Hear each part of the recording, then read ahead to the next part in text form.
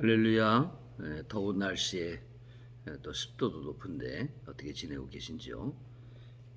오늘은 속회공과 7월 두 번째 속회공과입니다. 우리 속회공과에 보면은 세 번째 단원이 시작되는 날이기도 합니다. 그래서 세 번째 단원에서는 일반 서신, 히브리서, 베드로 전후서, 또 요한 서신 같은 이런 일반 서신을 가지고 말씀을 나누게 되겠습니다. 이번 주 공과의 제목은 영원한 대제사장 예수 그리스도라는 그런 제목입니다. 주일 낮에 히브리서 강해를 쭉 해오고 있기 때문에 이 오늘 본문이 히브리서 4장인데 4장부터 5장까지 본문인데 특별히 히브리서의 내용으로 말씀을 들으신 경험이 있기 때문에 또 증거하는 저도 또 들으시는 여러분도 이해하기가 조금 더 수월하지 않을까 이런 생각을 합니다. 특별히 예수님께서 대제사장이시다 하는 이 주제에 대해서 누구보다도 우리 성도님들이 잘 이해할 수 있으리라고 생각을 합니다. 자, 제사장이라고 하는 거, 특히 대제사장이라고 하는 그런 직분은 백성들을 대표해서 하나님께로 나아가는 그런 역할을 하지요. 그런데 유대인들에게 있어서 제사장이라고 하는 것은 레위 지파 중에서도 아론의 자손이어야만 하는 이러한 전통을 가지고 있습니다. 그런데 예수님은 레위인이 아니죠. 유대인입니다. 저희 유다 지파이십니다. 유다 지파인 예수님이 어떻게 제사장일 수 있느냐에 대해서 한 예를 들기를 멜기세덱의 계통을 따라서 제사장이 되셨다. 이 멜기세덱은 아브라함보다 먼저 계시던 분입니다. 그건 무슨 의미냐면 아브라함 후에 아브라함, 이삭, 야곱 그리고 야곱의 12아들들 중에 레위라고 하는 아들이 있죠. 세 번째 아들. 그 레위라고 하는 아들의 자손들이 제사장이 되는데 이 아브라함보다 먼저라고 하는 것은 레위가 태어나기도 훨씬 전이라는 얘기죠. 근데 레위가 태어나기도 훨씬 전에 제사장이 있었다. 아브라함 때의 제사장이다. 그래서 멜기세덱이라고 하는 사람이 갑자기 나타나는데 살렘 왕이라고 하는 그런 사람입니다. 그 사람에게 아브라함이 전쟁에서 그 승리를 거두고 그 가지고 오던 전리품을 10분의 1을 11조를 바치고 그리고 이 멜기세덱에게 축복을 받는 그런 장면이 창세기에 기록되어 있습니다. 그래서 이와 같이 레위 지파가 아닌데도 제사장일 수 있지 않느냐. 예수님도 그러한 분이다. 레위 지파가 아니지만 예수님도 제사장이시다.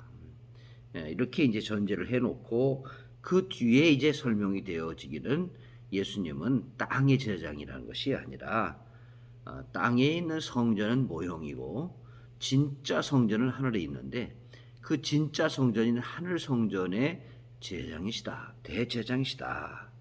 그래서 제가 여기에 대한 말씀은 이제 충분히 드려서 여러분들이 이해를 하고 계시리라고 생각합니다. 땅의 제사장은 허물이 많고 또 실수할 수도 있고 문제가 되죠. 또 실제로 제사장이 문제가 된 경우가 너무나 많은데 그러나 예수님은 죄도 없으시고 또 문제도 없으시고 그래서 예수님은 좀 영원한 제사장이시고 그리고 이 땅의 제사장은 1년에 한 번밖에 하나님 앞에 나갈 수 없지만은 예수님은 항상 하나님과 대면하시는 분이시다. 그런 면에서 훨씬 더 탁월한 대제사장이시다. 이런 말씀을 이제 우리가 나눈 적이 있습니다. 그래서 오늘 이 본문을 통해서 대제사장이신 예수님은 어떤 일을 하셨는가 하는 것을 어떠한 분이신가 하는 것을 오늘 공간을 통해서 말씀을 나누겠습니다. 첫 번째로 이 대제사장이신 예수님은 우리의 연약함을 이해하신다. 다시 말하면 우리의 형편을 너무너무 잘 아신다는 거죠. 대제사장은 어떤 사람들을 대신해서 하나님 앞에 나가는 존재인데 예수님은 우리를 대신해서 하나님 앞에 나가시잖아요. 근데 우리 형편을 너무 잘 아시는 거예요. 왜냐하면 예수님도 우리와 똑같은 육체를 입으시고 사람이 당하는 연약함, 시험, 유혹 이런 것들을 다 경험하셨기 때문에 우리를 너무 잘 아시는 거죠.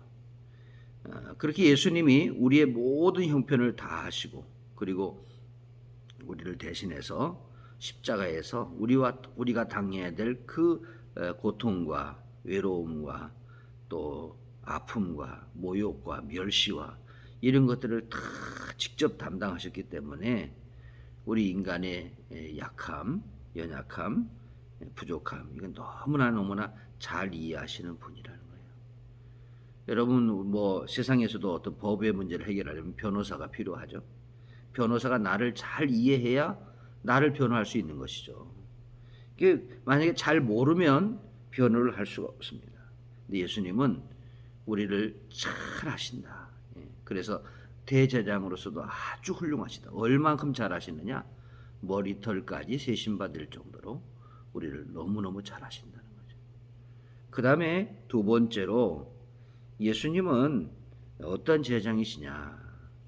하나님 앞에 모범이 되시는 거예요. 그러니까 우리들의 모범이 되시는 거죠. 특히 어떤 모범이 되시냐면 순종의 모범이 되시는 겁니다.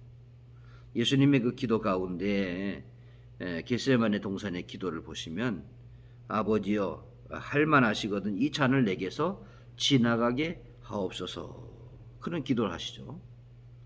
그래서 어떤 이들은 이것을 대단히 인간적인 기도다 뭐 이렇게 이제 설명을 하기도 합니다. 제가 언젠가 한번 이 기도가 어떤 의미를 가지고 있는지에 대해서 말씀을 드린 적이 있습니다. 이 기도는 이런 거죠. 할만하시거든 내게서 지나가게 없어서 인간적으로 너무 연약한 내가 감당하기 어려운 그런 짐이나 어려움을 앞에 놓고 너무 힘들어서 좀 피했으면 좋겠다 이런 마음을 우리는 가질 수 있죠. 예수님의 이 기도는 그런 의미가 아니라 십자가 위에서도 어찌하여 나를 버리셨나이까 하는 그 외침도 그런 것처럼 그것은 아버지의 마음을 알고 이해하는 표현이라는 거죠. 아버지 얼마나 힘드실 텐데 아들을 십자가에 못 박는 일이 얼마나 어려운 일인데 아버지 힘드시면 안 하셔도 됩니다. 이런 표현이라는 거죠. 어찌하려고 아버지 아들을 버리셨습니까? 아버지 어떻게 견디시려고? 아버지 얼마나 아프실 텐데 이런 그 의미라는 거죠. 근데 어쨌든 그렇게 기도하면서 할만하시거든 지나가게 하옵소서. 그런데 결론은 어떻게 내립니까? 내 원대로 마시고 아버지의 원대로 되어지기를 원합니다. 이렇게 기도하고 계신 것을 볼 수 있습니다. 이 기도만 그렇게 하신 것이 아니라 예수님의 삶 자체가 뭐냐면 아버지의 뜻에 순종하는 것입니다. 그래서 예수님은 순종의 모델이다. 순종의 모범이 되신다는 거예요. 우리들이 따라갈 수 있는 길인 거죠. 그래서 내가 곧 길이요 진리요 생명이다. 나로 말미암지 않고는 아버지께로 올 자가 없다. 내가 가는 대로 가야 아버지께로 간다. 그러면서 주님이 이렇게 모범을 보여주신 거예요. 자, 우리도 이렇게 믿음 생활하고 하나님 앞에서 설 때에 늘 할까 말까, 갈까 말까, 이런 그 갈등을 일으킬 때가 있잖아요. 이럴 때 항상 결론을 어떻게 맺느냐 하는 게 중요합니다. 갈까 말까, 하나님은 가라 하시는데 갈까 말까 하다 아예 안 가. 이렇게 되든지 아니면 할까 말까 하다가 하나님은 하라 이렇게 하시는데 아예 안 해. 이렇게 결론을 내는데 이렇게 하지 말고 이런 상황 속에서 아버지의 원대로 결론을 내리는 이러한 것이 바로 예수님을 따라가는 순종의 모범을 따라 사는 백성들이다 하는 것이죠. 예수님은 순종의 모범이 되셨다. 그 다음에 세 번째로 그래서 예수님은 우리의 영원한 구원자가 되셨다. 다시 말하면은 하나님께 우리를 인도하셨다 그런 얘기예요. 하나님께 우리를 인도해 주셔서 우리를 구원해 주시고 이끌어 주시고 구원받게 하시는 구원자가 되셨다 하는 겁니다. 그래서 이 예수님이 제사장이라고 하는 거, 이 직분은 땅에 있는 제사장과는 비교도 할 수 없는 정말 탁월한 그런 제사장이 되신다. 그래서 그 제사장이 되셔서 하나님 앞에 나아가시는데 나가실 때 피를 반드시 제사장은 피를 가지고 가죠. 땅의 제사장은 짐승의 피를 가지고 가지만 예수님은 당신의 피를 가지고 하나님 앞에 가서 우리의 죄와 허물을 대신해서 당신의 피를 하나님께 바치고 그리고 우리의 죄를 용서를 구하고 우리를 축복해 주시기를 이제 소원하는 그러한 중보자 대제사장으로서의 역할을 감당하셨다. 그래서 우리는 어떻게 구원을 받게 되느냐? 예수님 때문에 구원받게 됐어요.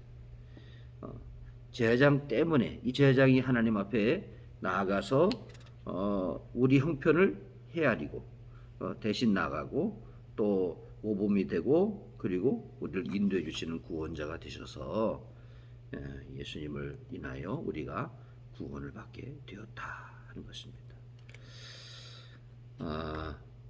자, 우리는 이 예수님이 하나님께서 아브라함 부르실 때의 그 부르신 부름이 우리의 그 신앙 생활에 아주 중요한 골격입니다. 하나님 우리를 부르신 것은 우리를 축복해 주시기 위해서 부르셨지만 우리를 축복해 주시는 것이 그것으로 끝나는 것이 아니에요. 왜냐하면 우리를 축복하셔서 또 우리를 통해서 다른 사람들도 구원을 받게 하시려고 하는 거예요. 제가 언젠가 이렇게 땅콩밭에 가서 땅콩을 수확하는데 좀 도와드린 적이 있어요. 땅콩을 수확하는데 이렇게 땅콩 줄기를 뽑으면 밑에 땅콩이 주렁주렁 매달려 있습니다. 또 고구마를 캘 때도 캐본 경험도 있는데 고구마가 막 주렁주렁 달려 있으면 얼마나 기분이 좋습니까? 하나님께서도 우리를 탁 이렇게 이끌고 가시는데 그 밑에 막 주렁주렁 열매가 맺혀지면 얼마나 하나님 기뻐하시겠는가. 우리가 바로 그러한 좋은 인도자가 돼서 예수님을 이렇게 하나님께서 예수님을 이렇게 드시면 그 밑에 그냥 수많은 구원자들이 거기 매달려 있듯이 하나님이 우리를 탁 들으셨을 때 우리에게도 이런 구원의 열매들이 많이 따라서 나오게 될 때 하나님이 정말 영광을 받으신다 하는 걸 생각하면서 예수님은 중보자가 되시고 대제사장이 되셔서 우리를 구원에 이르게 하셨는데 우리들도 이 땅에 사는 동안에 그런 예수님처럼 작은 예수로서 그 역할을 감당해서 우리로 인하여 구원받는 사람들이 많아지는 그런 모범된 그리스도인이 되고 그래서 우리 이후에 우리 뒤에 서 있는 자들이 있잖아요. 자녀들도 우리 뒤에 서 있고 다음 세대도 우리 뒤에 서 있고 나중 믿는 자도 우리 뒤에 서 있어요. 아니 불신자들도 아직 뒤에 서 있어요. 우리를 보고 잘 따라올 수 있도록 우리가 좋은 역할을 감당하는 것 이것이 예수님과 같은 삶을 살아가는 것이다. 그렇게 이해하시고 우리 성도님들도 예수님 잘 따라가고 또 예수님처럼 쓰임받는 그런 우리 모든 성도들이 다 되시기를 주님의 이름으로 축복합니다. 기도하겠습니다. 좋으신 하나님 아버지 은혜와 사랑을 감사합니다. 하나님께서 우리에게 귀한 은혜를 베풀어 주셔서 예수님을 통하여 하나님께 우리 사정과 형편을 헤아리게 하시고 그리고 우리의 죄를 대속해서 십자가에 달려 죽으심으로 우리가 용서받고 그리고 예수님의 모범을 따라 구원의 길을 걸어갈 수 있게 인도해 주시니 감사합니다. 하나님 아버지 예수님께서 대제사장이 되셔서 우리를 구원으로 인도해 주신 것처럼 우리들도 우리 뒤에 또 우리에게 영향을 받는 많은 사람들에게 믿음의 좋은 영향을 끼치며 구원의 길에 함께 동참하도록 인도하는 귀한 역할을 감당할 수 있도록 우리 모든 속도인들에게 힘을 더하여 주시옵소서. 모든 것 주님께 의지하고 맡기며 예수님의 이름으로 기도하옵나이다. 아멘. 감사합니다. 축복합니다.